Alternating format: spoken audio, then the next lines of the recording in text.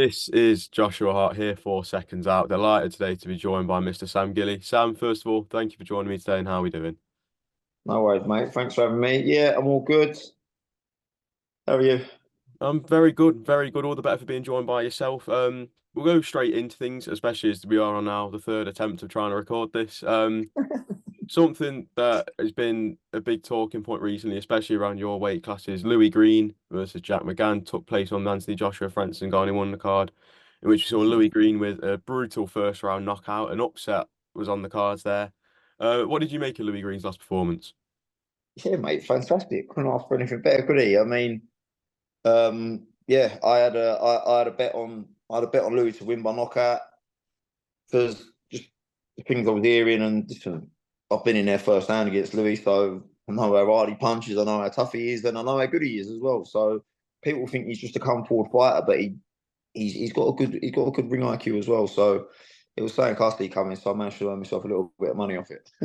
Can't really fault that at all. Obviously, like you said, you've been in there first hand with him, and now it looks like you'll be kicking off round 13 soon with him, especially after going to full 12.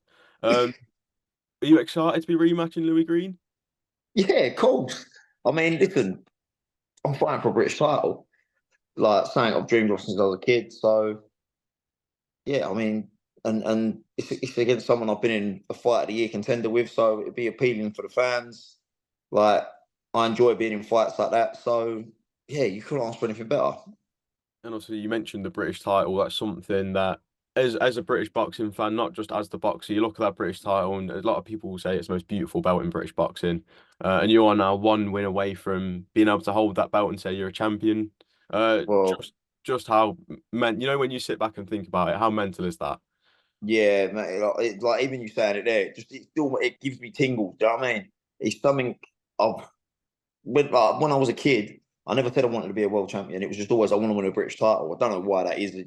Just that belt just always captured me, and I never won no amateur titles or nothing like that. So there was never really any like like evidence that I was going to make it to be fighting in this position. So it's yeah, it's massive for me. I'm not like if I won if well, I'll say when I go and win that, I could retire the next day a happy man. I could look back at my boxing career and just say I've done everything I wanted to do in boxing. But obviously, there's still some years left yet. So when I win that, it'll be time to reevaluate some goals and set myself some new ones.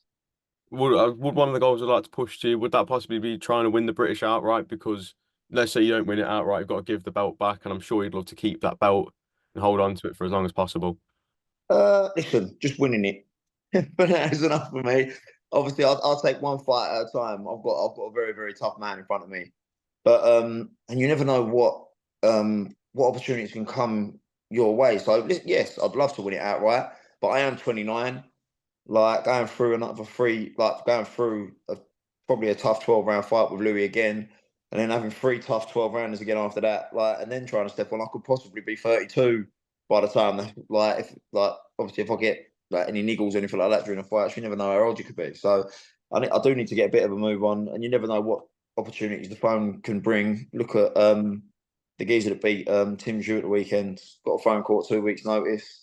Went out to Vegas, done a job, and now he's the unified world champion. Just quickly sticking with yourself and Louis Greene, obviously, like we said, you've already shared 12 rounds with him. Looking back at that first fight, while the scorecards were quite wide in your favour, it was an absolute firefight, big shots being thrown left, right, centre. What would you make of your performance in that first fight with Louis Greene? Yeah. I mean, I did. I mean, listen, I'm honest. I didn't agree with the wideness of the scorecards. I thought I'd won it comfortably, but not that wide. I thought I'd won it by probably 3 rounds, yeah, 3 4 rounds, but I'm not yeah, 3 rounds I'd say. But yeah, definitely weren't. It was nip and tuck the whole way. There was like both of us had success. It was hard to score some of the rounds as well because, like you say, there was just bombs going off left, right, and centre. So, but yeah, I boxed well. There's a lot of things I weren't happy with from myself, but being in there with someone, obviously, it gives you confidence in things like stuff that I might have been. a bit like thinking, Crawford, I wonder what this is like. I wonder what that's like. Like some things you have in your head, like the questions are answered now. So you've got to go in there with a lot more belief in your ability. And do you think approaching the rematch with Louis Greene, since that's been ordered by the board for the vacant title, do you think it'll be a bit easier to prepare, or now that you know what he's got, do you feel like you now know what it takes to beat him? Well, well, yeah, but Louis now knows what I bring to the table. So you're going to get probably an extra 10, 15, 20% off Louis. So I need to make sure that I've got an extra 10, 15, 20% on me as well. So the next fight, you're going to get a better version of both of us. So yeah, it's going to be good. But he's a fantastic fighter. So I've got to make sure that I'm proper prepared. I can tell there's a lot of respect between you two. I remember the post-fight interview. You could see the respect was there. Do you feel like this is one of those fights that we can sell to British boxing fans? You won't need to create a fake beef because you can just say, look at the first fight, and that just shows exactly what we're going to be in for, and we're going to get another 12 rounds of that or less, depending on if you catch him and stop him. But do you feel like this is a really appealing fight for the British boxing fans? Yeah, of course. I mean, the last fight was up for fight of the year at the Boxing Awards, British Boxing Board Control Awards. So, and we basically done that with the first fight anyway. Both of us knew what was coming. There was not one bad word said between us. We just both just said, "Listen, he likes to fight. I like to fight. It's going to be a tear up." And that's exactly what happened. So now there's some proof behind it. So I think like the broadcasters, the fans, they'll all um, they'll all be invested in this fight because it's just there's no way it can't be a good fight with me and Louis because we both like going forward, we both like fighting inside, we both punch hard, we both throw a lot of shots. So it's just we could fight 10 times and it'd just be 10 unbelievable fights. And then just a couple names I'd like to ping off. Another few domestic names. One of them being Ishmael Davis. He's the mandatory. He's just won an eliminator against Troy Williamson. So if you get your hands on that belt, it seems to be your first defense will be up against Ishmael Davis. First of all, what did you make of his performance against Troy Williamson just about 2 weeks ago now? Yeah, he boxed really well. I've only seen the highlights of it, but yeah, from what I see, he boxed really well, mate. He's a really talented kid. Switches a lot. He's a good fighter, mate. So that, like I say, I don't think past what I've got in front of me. So the day after I fight Louis Greene, once I've won, then I'll start thinking about Ishmael Davis. But yeah, he's a very talented fighter, and it'd be a very good fight. And obviously, without overlooking Louis Greene, how would a fight between yourself and Ishmael Davis play out? We'll have to wait and see, won't we? No, listen, I'm confident in my ability against anyone when I've got to this level. I've been in the game a long time now. I've been tested against good fighters. I spar good fighters all the time, so I'd back myself 100%. But like I say, I've got Mr. Louis Greene to think of first. And then just a couple another names around who are pinging about your weight at the moment. We're not sure if they're sticking at your weight, but Mr. Conor Benn, he seems to be sat at 154 at the moment. Obviously, there's always been this talk of whether he's going to fight Eubank. Kell Brook's popped up into the mix now. Um, Mm. if a fight with Conor Benn was to get pushed at 154, how would you feel about that fight? I mean, listen, Connor's got enough going on. Me and Connor have got the same strength and conditioning coach as well, so that'd be a bit awkward. But listen, I'll fight anyone as long as the time frame's right and listen, I believe now that I've got a Commonwealth title. Hopefully soon I'll have a British title. Like now I can start demanding some really good money as well. So as long as the numbers and everything's right, I'd fight anybody, mate. And just get your thoughts on a couple of names that have been pushed him. So the names that seem to be likely for him to fight next is either Manny Pacquiao or Kell Brook, two boxers who are retired. Do you think those are the fights that they should be looking to make, or do you think they should be looking for some more active boxers? Listen, if it makes money, it makes sense in boxing at the end of the day. That's why me talking about a fight with Conor is never going to happen. He's talking about fighting Pacquiao, Brook, like former like legends of the sport. Do you know what I mean? That's who Conor's looking at. So he's listen, fights against them, you're going to make millions and millions. So you can't knock it, mate. We'd all do it if we got the opportunity. Do you know what I mean? And then the last topic I want to talk about, just this past weekend, we saw Tszyu versus Sebastian Fundora in what ended up being a major upset in the 154-pound division. Fundora got the call on 2 weeks' notice and went in there and won a split decision. If you've seen any of the fight, what did you make of it? I haven't seen it. I haven't watched it. I know that's a terrible bit of a terrible answer for an interview, but no, I ain't seen it. I've seen the pictures. Obviously, of it. I think he got cut in a second, didn't he, Drew?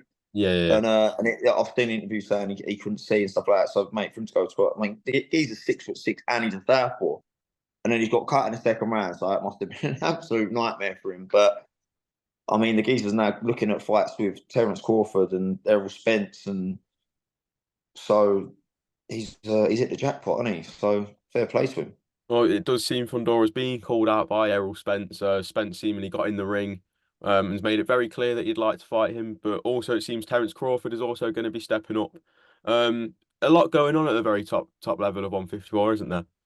Yeah, I mean, it's great for it's great that Terence Crawford and Errol Spence have stepped up to my weight. That's fantastic.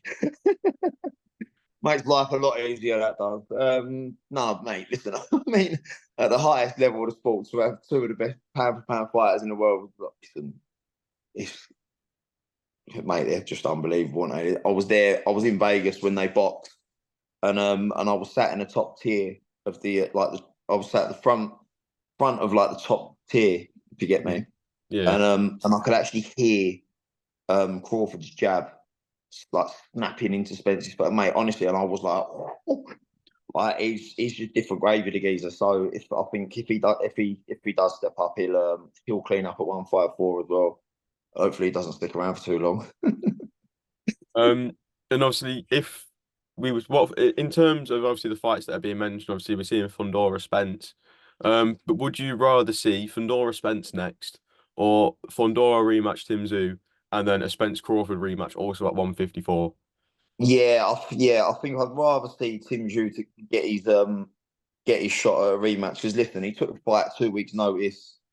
Like he's been cut. He just normally when champions put their belts on the line, they've got a rematch clause in there. So I think it's only fair he gets a shot with a proper camp and a proper bit of preparation to fight the geezer, and then they go on and fight Spence Crawford, and then the winner can hopefully, and obviously listen, if it is Crawford, he'll beat all three of them, I believe. So, and then we can get Spence Crawford too. But yeah, like I say, I think Crawford just beats all of them. And I never know, you might get the call one day, especially with Saudi Arabia involved now. We've seen fighters at your level, some below your level, get world title shots. If that phone was Mate. to ring, would you take it? Would you take it? Oh yeah, of course I would.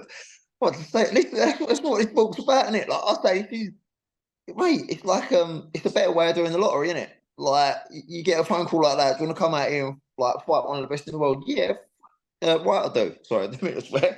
But like, yeah, of course. Like that's what you're in the sport for, to get that opportunity to go and put it all on the line, to go and fight for a world title for big dough. That's what it's all about. That's what we've been grafting since we was 11 years old for. Do you know what I mean? So it'd be nuts to turn something like that down. Well, Sam, I'm going to leave it there. Thank you very much for your time. And hopefully we get a fight date soon. Just lastly, do we have any information or any little teasers you could give us? No, mate. Unfortunately, not. I wish there was.